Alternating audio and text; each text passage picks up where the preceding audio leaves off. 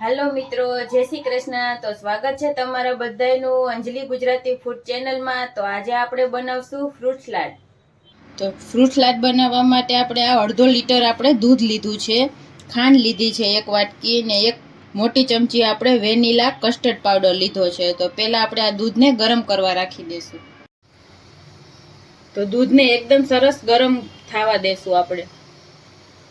તો જો આપણું દૂધ એકદમ સરસ ગરમ થઈ ગયું છે, તો હવે આપણે એમાં ખાંડ એડ કરી દઈશું। તો જેટલું મીઠું કરવું હોય એટલી આપણે આમાં ખાંડ એડ કરવાની છે।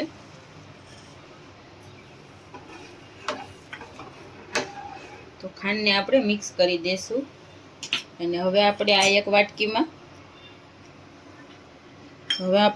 વાટકીમાં દૂધ એડ કરશું થોડું, અને એમાં આપણે આ 2 ચમચી જેટલો વેનીલા કસ્ટર્ડ પાવડર એડ કરશું, એકદમ સરસ મિક્સ કરી લઈશું।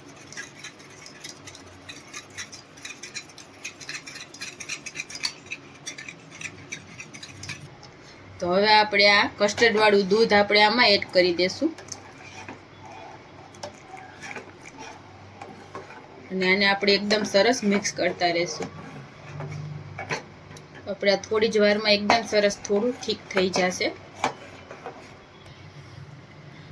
તો આપણું એકદમ સરસ દૂધ ઉકળી ગયું છે અને જો આ રીતે એકદમ સરસ થઈ ગયું છે। તો જો આપણે આટલું પાતળું જોઈએ છીએ, તો હવે આપણે ગેસને બંધ કરી દઈશું। એકદમ સરસ ઉકળી ગયું છે આપણું દૂધ।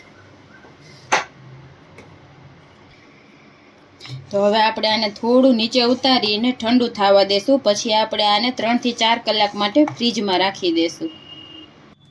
તો જો આપણે દૂધને 4 થી 5 કલાક ઠંડુ કરી લીધું છે, તો એકદમ સરસ આ દૂધ ઠંડુ થઈ ગયું છે। તો જો અહીંયા મેં ફ્રૂટ પણ કાપીને રાખી દીધા છે। તો જો આપણે કેળું કાપી લીધું છે, સફરજન કાપીને લીધું છે, પછી આ 2 જાતની દ્રાક્ષ છે, દાડમ છે, અને થોડા આપણે આ કાજુ બદામના ટુકડા કરી લીધા છે। તો હવે આપણે આને બધું મિક્સ કરી દઈશું। તો આપણે આ દૂધને એક બાઉલમાં લઈ લેશું।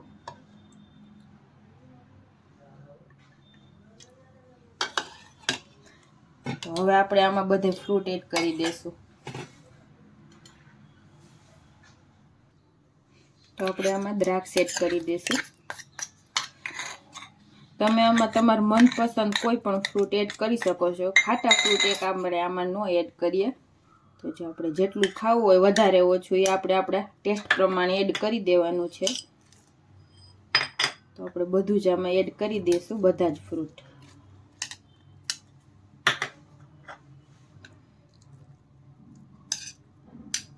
મિક્સ કરી લેશું એકદમ સરસ।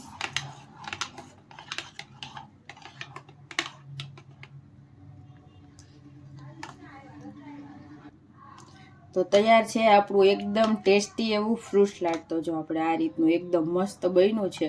તો ચાલો આને ઠંડુ ઠંડુ જ સર્વ કરી દઈએ।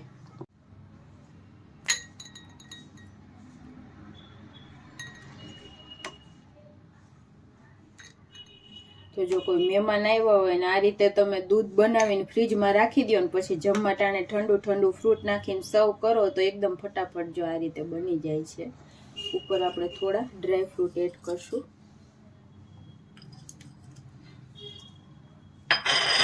થોડા આપણે દાડમના દાણા એડ કરશું। તો તૈયાર છે આપણું એકદમ ટેસ્ટી એવું ફ્રૂટ સલાડ। તો જો તમને અમારી આ રેસીપી પસંદ આવી હોય તો અમારા વિડીયોને લાઈક કરી દેજો, શેર કરી દેજો અને અમારી ચેનલને સબસ્ક્રાઈબ કરી દેજો।